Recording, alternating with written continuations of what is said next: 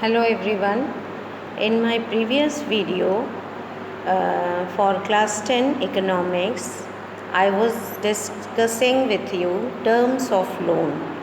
Today again I am going to revise what do we mean by terms of loan that is being asked from the formal sources of credit. If borrower goes to formal sources means banks, and if they go to banks to get a loan, suppose housing loan, what are the various terms on which the loan is given or extended?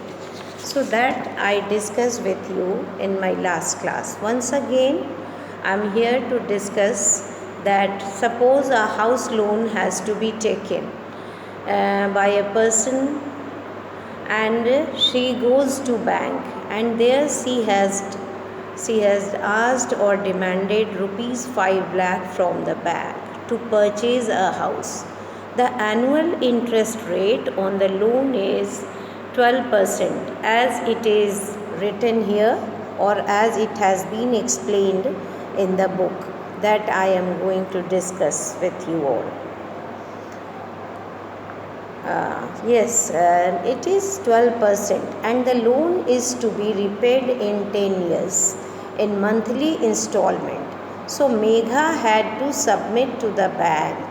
What things Megha will submit to get a loan of 5 lakhs from a bank to purchase a house, and what are the terms on which she will be given the loan? So the bank retained as collateral, means what things she is asked from the bank, that is to be given, and that has been given here under the following details. Loan amount in rupees 5 lakh. Duration of loan is of course it is duration of loan, for how many years the person is asking for the loan. Documents required is the employment record, salary record, and collateral. Then interest rate is 12% per annum, and mode of repayment is what is the mode of repayment and collateral. So interest rate, collateral, and documentation requirement and the mode of repayment together comprise or called terms of credit. So terms of credit vary substantially, means it varies from one credit arrangement to another, and they may vary depending upon the nature of the lender, means from whom we are taking loan, and the borrower, what type of borrower, what is his or her income. So in next section I am going to discuss various terms of credit that I have already explained in my Zoom meeting, and then I will see that how cooperatives are also a formal source through which people get loan. So what are cooperatives and how they disperse loan? So besides bank, the other major source of cheap credit in rural areas are the cooperative societies or cooperatives.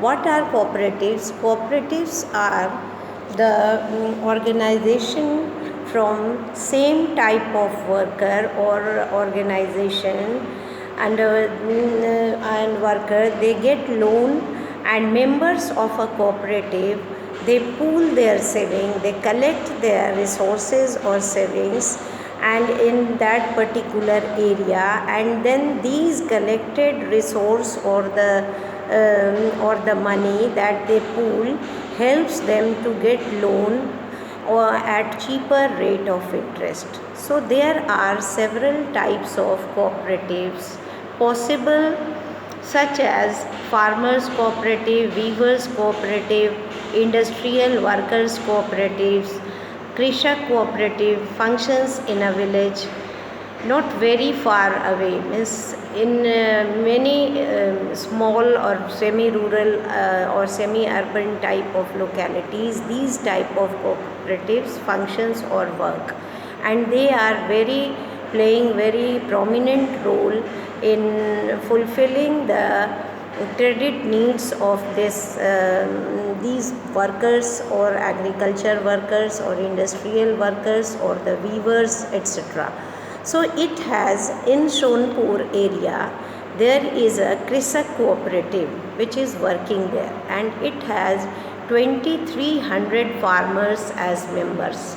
Means all the members of the Krisak cooperative are farmers, and they accept this Krisak cooperative accept deposits from its 2300 members who are farmers. And with these deposits, as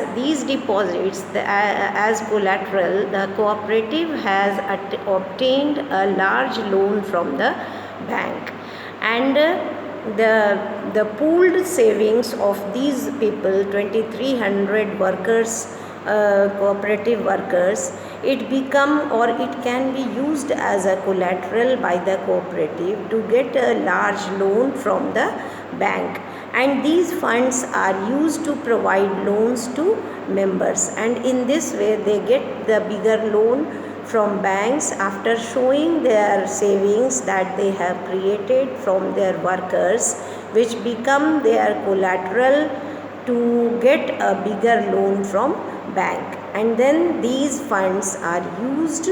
The loan that they have got from the bank can be used by the cooperative to provide loans to their members. Once these loans are repaid, another round of lending or another round of loan or the process of lending and borrowing take place. So Krisak cooperative provides loans for the purchase of agricultural implements or equipments, loans for cultivation and agricultural trade, fishery loans, loans for construction of houses, and for a variety of other expenses.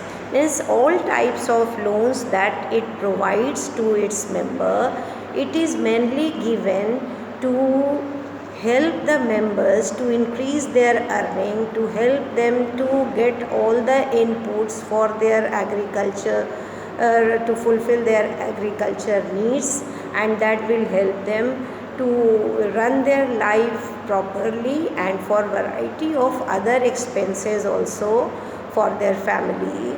The loan is extended or given by the cooperatives. So cooperatives are also playing a very important role in disbursing or providing credit to its members at a cheaper rate of interest without any collateral.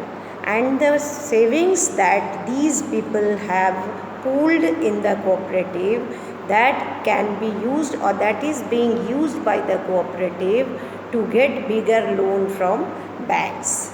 So in this way what we have seen that there are two sources of credit, formal sources and informal sources of credit. Formal sector credit in India, that we have seen that mostly it is located in urban areas, and urban areas almost majority of the people, they depend for their credit needs on these formal sources, and the various types of loans can be conveniently or easily taken from these banks by the people living in urban areas. But in rural areas, what we see that still majority of the people living in villages or in urban or rural areas, they still depend on informal sector loans. And the formal sector loans from banks and cooperatives from which the people get. And the informal lenders include money lenders, traders, employers, relatives and friends, etc. And various sources of credit to rural household in India, we have seen that still people they depend a lot on informal sources. So what are the reasons that still farmers or the people living in rural area they go to informal sources, but they know that informal sources will charge them more higher rate of interest, and the repayment mode is also not very convenient or easy. So Reserve Bank of India, as we know that it supervises and monitors the functioning of the formal sources of loans. And we have seen that banks maintain a minimum cash balance out of the deposits that they receive from the depositor. And RBI monitors the bank in actually maintaining this cash balance, whether the banks are maintaining this minimum cash balance or not. And similarly, or RBI also sees that banks give loans not just to profit making houses or businesses and traders, but also to small cultivators, small scale industries, startup companies, small borrowers, etc. These are also seen or monitored by the RBI, that whether the banks are giving credit to big businessmen and big houses or to small creditors, small borrowers or small industries or workers also. So periodically banks have to submit information to the RBI about their functioning, about their loan details, whom they are providing or lending, and what interest rate they are charging from them.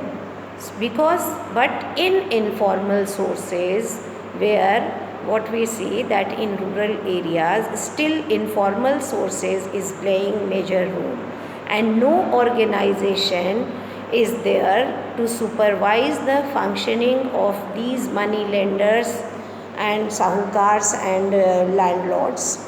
They can lend at whatever interest rate they choose, and there is no one to stop them from using unfair means to get their money back. So in my next video lecture, I will explain that what are the reasons which